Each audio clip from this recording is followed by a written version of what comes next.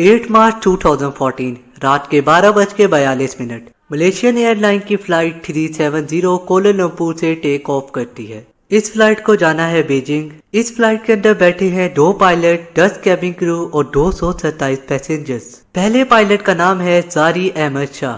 ये बहुत ही senior pilot थे मलेशियन एयरलाइन के। और दूसरे पायलट का नाम था फारिक अब्दुल हमीद, जो एक जूनियर पायलट थे। टेक ऑफ करते ही प्लेन ने अपनी डायरेक्शन साउथ चाइना सी की तरफ कर ली। कैप्टन जारी रिपोर्ट करते हैं कि प्लेन का लेवल 35,000 फीट है। सब कुछ नॉर्मल था। 1:19 पर यह प्लेन वियतनामी एयर कंट्रोल के एरिया में इंटर करता है। इसी वजह से जो कोलालमपुर का एयर कंट्रोल सिस्टम है वो रेडियो में ये कहता है गुड नाइट, जिसका रिप्लाई देते हुए कैप्टन जारी कहते हैं गुड नाइट। सुनने में तो सब कुछ नॉर्मल था, पर ये जो वर्ड थे कैप्टन जारी के, ये आखिरी वर्ड थे जो उस प्लेन से सुनने को मिले। इसके बाद उस फ्लाइट का कुछ पता नहीं चला। मलेशियन एयरलाइन की फ्लाइट अचानक से गायब हो जाती है। आखिर इस जहाज के साथ क्या क्या हुआ, आइए देखते हैं आज के इस वीडियो में। Malaysia Airlines flight MH370 Flight MH370 disappeared en route to Beijing. 70, we are ready. Requesting flight number 310 to Beijing. Malaysian 370. Flight MH370 ended in the southern Indian Ocean. वियतनामी एयरबेस में इंटर होने के 30 second बाद ये plane अचानक से गायब हो जाता है। इस वक्त टाइम हो रहा था रात के 1:21। कोलालमपुर के एयर कंट्रोल वाले इसे नोटिस नहीं करते, और जब वो नोटिस करते हैं तो उन्हें लगता है कि ये वियतनाम की एयरबेस पे दाखिल हो गया है। और वियतनाम में जो एयर कंट्रोल सिस्टम है वो ये देखता है कि MH370 रेडार में आया है, लेकिन वो अचानक से गायब हो गया है। प्लेन से वो कम्युनिकेट करने की कोशिश करते हैं, मगर प्लेन से कोई जवाब नहीं आता। बार बार कोशिश करने के 18 मिनट बाद वियतनाम एयर कंट्रोल वाले कोलालमपुर को बता देते हैं कि MH370 रेडार से गायब हो गया है। सुबह के 6:32 हो चुके होते हैं। ये वो टाइम था जब प्लेन को बीजिंग में लैंड करना था, मगर इस फ्लाइट की कोई खबर नहीं थी। इसके बाद एक सर्च ऑपरेशन शुरू किया जाता है। अगर आप मैप पे देखेंगे तो प्लेन मलेशिया से चाइना जा रहा था। बीच पे वियतनाम और साउथ चाइना सी आता है, इसीलिए सर्च ऑपरेशन साउथ चाइना सी में किया गया।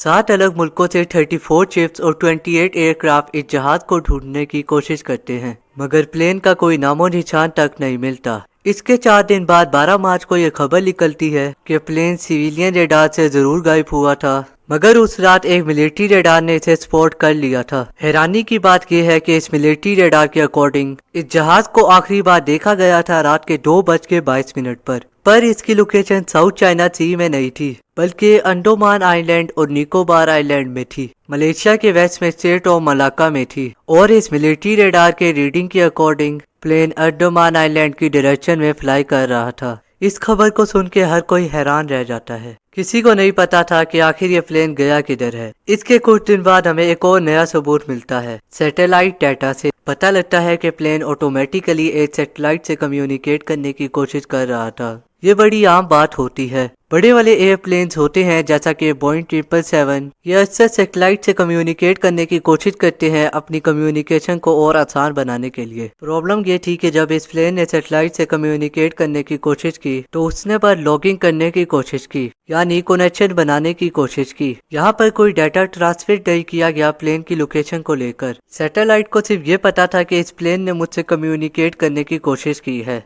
इसके अलावा उसे कुछ नहीं पता था कि आखिर यह प्लेन कहाँ पर था।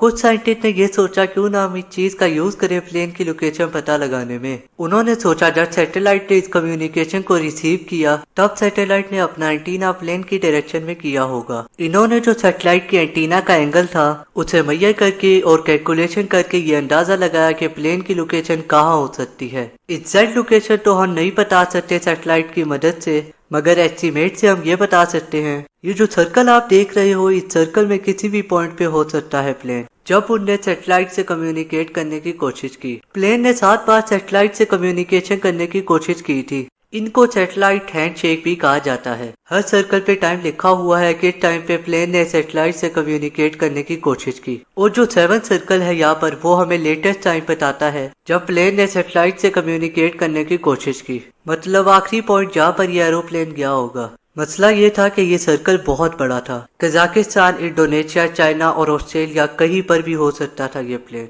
और इस सर्कल से आगे भी हो सकता है, क्योंकि ये आखिरी पॉइंट था जहाँ पे प्लेन ने कम्युनिकेट करने की कोशिश की थी। इसके बाद इन्वेस्टिगेटर ने और कैलकुलेशन की, प्लेन की स्पीड को देख के, प्लेन में कितना फ्यूल बचा था ये देख के, और फिर एस्टिमेट किया प्लेन इस सर्कल में इस शेडेड एरिया में हो सकता है, सर्कल की इस आर्क पे हो सकता है, जिसको नाम दे दिया गया था 7th आर्क का। ये आर्क ऑस्ट्रेलिया के 2000 किलोमीटर वेस्ट में है। ओशन के ये एक ऐसे एरिया में है जहाँ का हमें ज्यादा नहीं पता।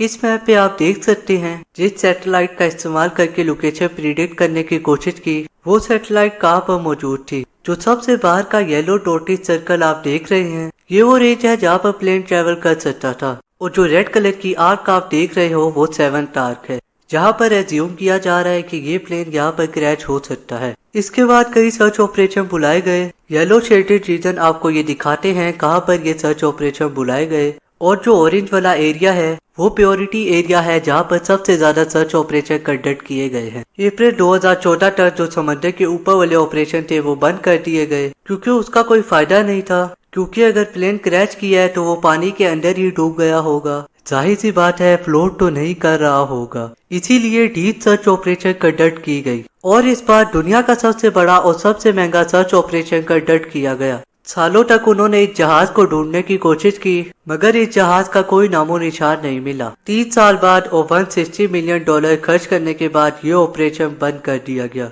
इसके बाद हमें एक अच्छी खबर मिलती है। जुलाई 2015 में इस प्लेन का पहला टूटा हुआ हिस्सा डिस्कवर किया गया। ये प्लेन का टूटा हुआ हिस्सा आइलैंड ऑफ रियूनियन में मिला। जो टूटा हुआ हिस्सा डिस्कवर किया था उसे फ्लैपर ऑन कहा जाता है। इसके बाद 2018 में अमेरिकन कंपनी ओशन इंफिनिटी ने एक नया कॉन्ट्रैक्ट साइन किया मलेशियन गवर्नमेंट के साथ। इन्होंने कहा कि हम सर्च ऑपरेशन कंडक्ट करेंगे, और अगर हमें प्लेन नहीं मिलता तो हम इसकी फीस भी नहीं चार्ज करेंगे। इसके बाद इन्होंने नया सर्च ऑपरेशन शुरू किया। इनके पास बहुत ही एडवांस मशीन थी। ये सर्च ऑपरेशन कंडक्ट करते वक्त ये पूरे ओशन के फ्लोर की मैपिंग कर रहे थे। ये भी कई महीनों तक ढूंढते रहे, पर इन्हें भी कुछ नहीं मिला। ये सारी इन्वेस्टिगेशन के बाद कुछ थ्योरीज निकल के आई कि आखिर क्या हुआ होगा इस प्लेन के साथ। पहले तो ये सोचा गया कि प्लेन रेडार से गायब हुआ तो कैसे हुआ होगा, या तो कोई टेक्निकल फेलियर आ गया होगा प्लेन में, या फिर पायलट या पैसेंजर ने जानबूझकर ये किया होगा। यहाँ पर पहली थ्योरी ये है कि कैप्टन जारी सुसाइड करना चाहते थे और इसीलिए उन्होंने प्लेन को क्रैश किया।